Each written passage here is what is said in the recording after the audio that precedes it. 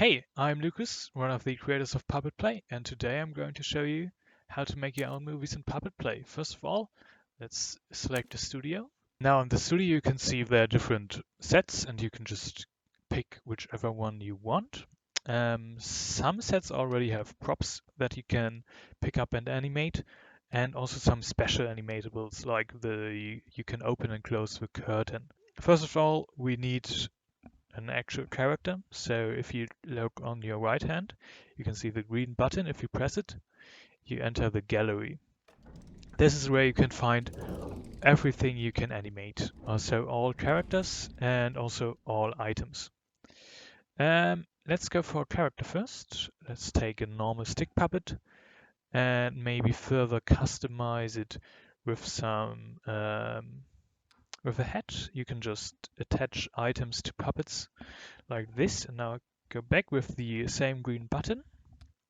Now you can see on the left hand I have a red button. If I press it and have a puppet in my hand, the real-time position of it is being saved. So I can now animate it,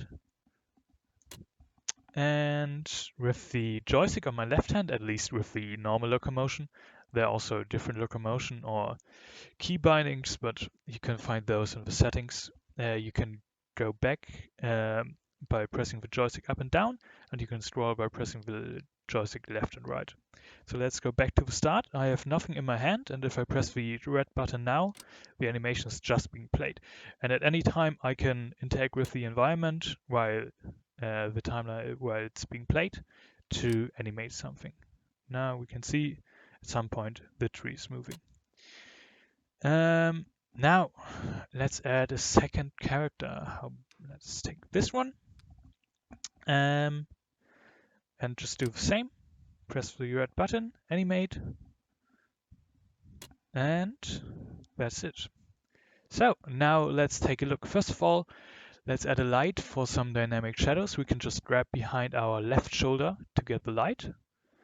And let's take the camera as well. Position it like this. You can also detach the screen. And now let's take a look.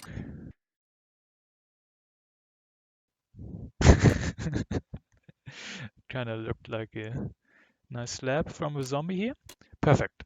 Now, there's also another way of animating that is special animatables, which while you have them grabbed, you animate them with the trigger.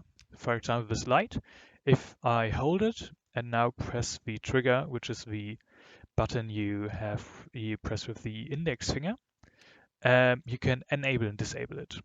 Also, there are mouth puppets like dinosaur, which you can from which you can open and close the mouth with the same trigger.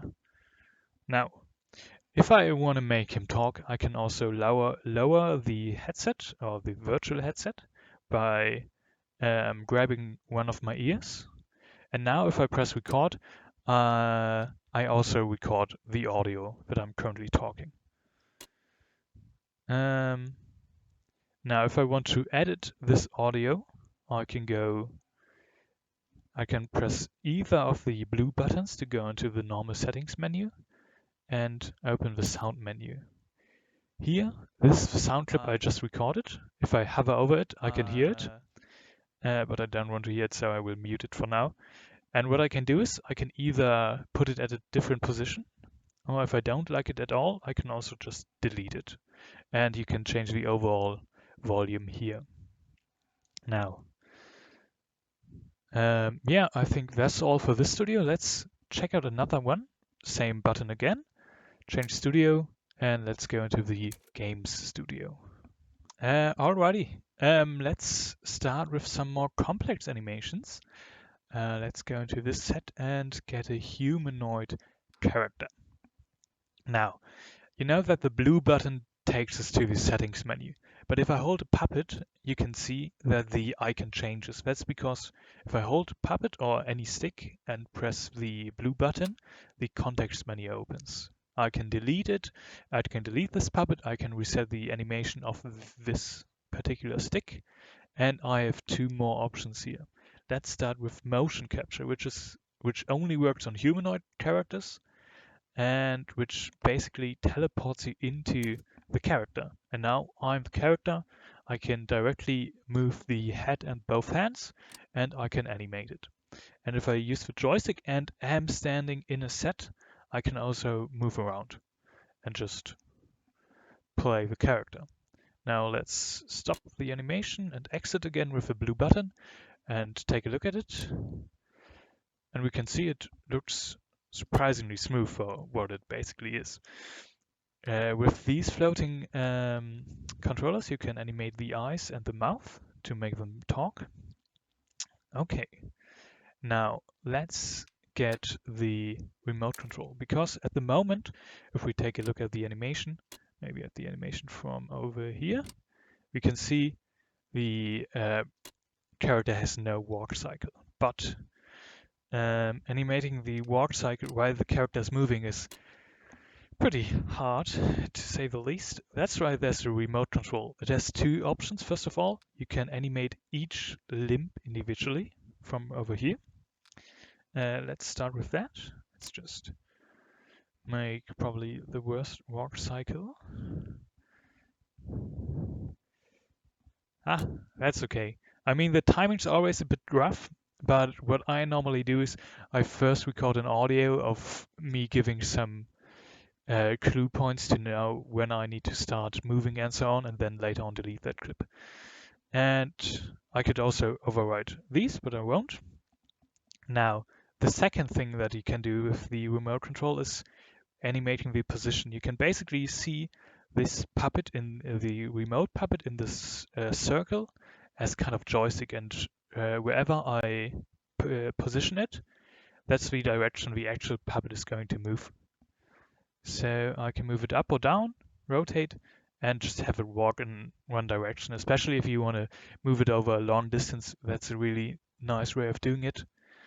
Yeah, but for now, I think this animation is done.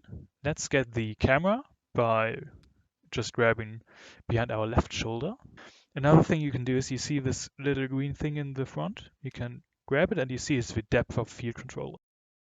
And now the focus of the lens is put more or less where the position of this thing is. And if you don't want it anymore, you just put it back to the beginning and the depth of field is gone. That's basically all you need to know to animate in Puppet Play. But now I'm going to show you some more tips and hidden features here in Puppet Play. You can import custom images to Puppet Play just by drag and dropping them into the running game. You can choose if you want them to be able to be attached, name them, and then import. You find the images in the image tab from the gallery, and from here you can take them. The pictures can be scaled, which is also animatable. And you can attach the images to your characters to, for example, give them a custom head. You can also add custom sounds or songs the same way. Some studios also have controllers to animate the fog or the position of the sun.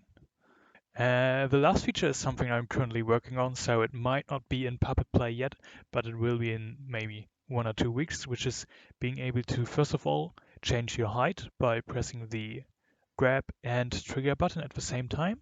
And if you press both buttons on both hands at the same time, you can change your own scale. And now, for example, it's way easier to animate items over long distances and so on. To export your animation, you go into the settings and then export movie. Here you can also choose if you want the sticks to be visible or not. And now you just go to start export and you will have your animation as an MP4. Thank you for your interest in Puppet Play. It's still in the early days. We released it 3 weeks ago. So if you have any feedback or anything you would like to see in our game, just let us know. Best way of reaching us is through our Discord link below. Bye.